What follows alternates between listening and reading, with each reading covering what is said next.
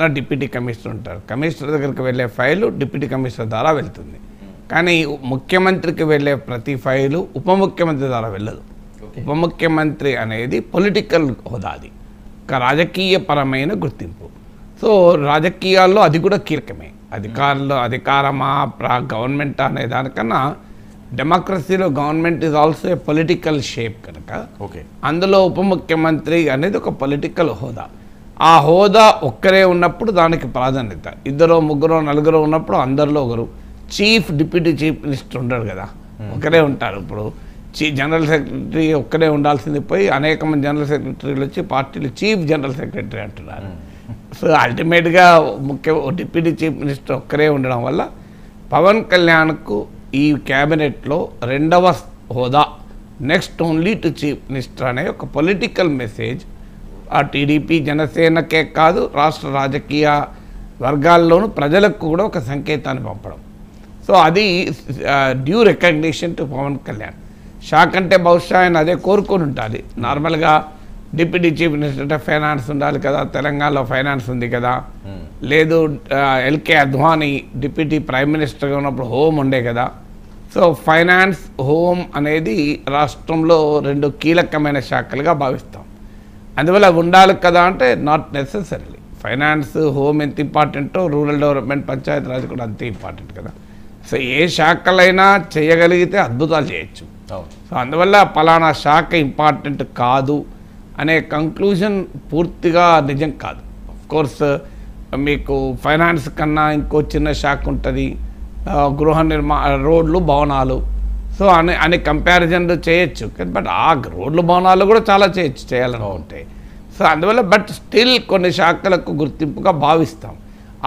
ఆ భావనలో చూసినా కూడా గ్రామీణాభివృద్ధి తక్కువేం కాదు, పంచాయతీరాజ్ గ్రామీణాభివృద్ధి తక్కువేమీ కాదు. కనుక పవన్ కళ్యాణ్ ఉప ముఖ్యమంత్రిగా అలాగే ఒక కీలకమైన గ్రామీణాభివృద్ధి శాఖ మంత్రిగా ఆ పొలిటికల్ రికగ్నిషన్ ఈ శాఖలో వచ్చింది.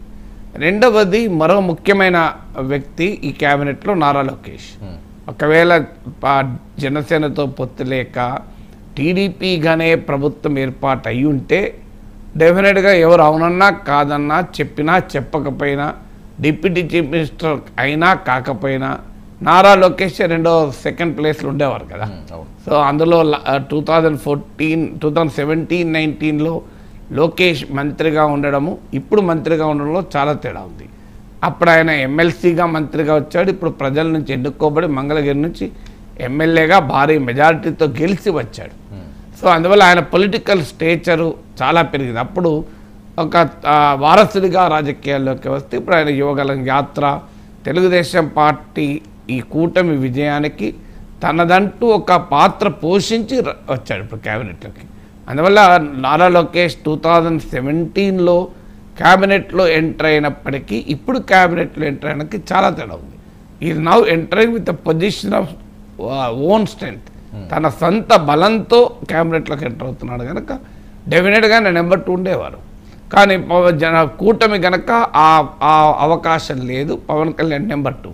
కానీ క్లియర్గా నారా లోకేష్ గుర్తింపు అనేది మీకు క్లియర్గా కనబడుతుంది. ఎందుకంటే ఆయన గతంలో తీసుకున్న ఐటీ, ఎలక్ట్రానిక్స్ వీటితో పాటు హ్యూమన్ రిసోర్సెస్ చాలా కీలకమైన మానవ వనరుల శాఖ. ఆంధ్రప్రదేశ్లో 20 లక్షల ఉద్యోగాలు ఇస్తామన్న హామీ ఉంది. ఇప్పుడు స్కిల్ సెన్సెస్ జరుపుతున్నారు. సో ఆంధ్రప్రదేశ్కున్న ప్రత్యేకత కూడా హ్యూమన్ రిసోర్సెస్. మీరు అమెరికాకి సిలికాన్ వ్యాలీకి వెళ్తే ఆంధ్రప్రదేశ్ హ్యూమన్ రిసోర్సెస్ ఏంటో అర్థమవుతుంది. అమెరికాలోని లాస్ ఏంజలస్, డలాస్ వెళ్తే మనకు అర్థమవుతుంది. సో ఆంధ్రప్రదేశ్కి ఉన్నటువంటి బేసిక్ స్ట్రెంగ్త్ అది. సో ఆ హ్యూమన్ రిసోర్సెస్ డెవలప్ చేయాల్సిన బాధ్యత లోకేష్కు ఇచ్చారు.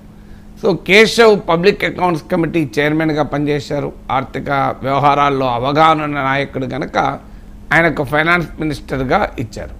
సో అచ్చెన్నాయుడు తెలుగుదేశం పార్టీ రాష్ట్ర అధ్యక్షుడిగా ఉన్నాడు. సో ఆయనకు అందుకే మరో కీలక శాఖ అగ్రికల్చర్ ఇచ్చారు. సో అందువల్ల ఇలా శాఖల్లో మీకు వారికి ఉన్న ఆసక్తి కావచ్చు. చాలా సందర్భాల్లో ఏం చేస్తారంటే ఒకటి వారి నేపథ్యం చూస్తారు. ఇప్పుడు ఆ ఫీల్డ్లో వాళ్ళకు ప్రత్యేకమైన నైపుణ్యం ఉందనుకోండి. ఇప్పుడు ఐటీ రంగంలో, ఎలక్ట్రానిక్స్, టెక్నాలజీ రంగంలో డెఫినెట్గా లోకేష్ ఈజ్ మోర్ కంపిటెంట్ ఆ నేపథ్యం ఉంది కదా. స్టాన్ఫోర్డ్ విశ్వవిద్యాలయం ప్రపంచ ప్రఖ్యాత విశ్వవిద్యాలయం, అక్కడ నుంచి MBA చేశాడు. So business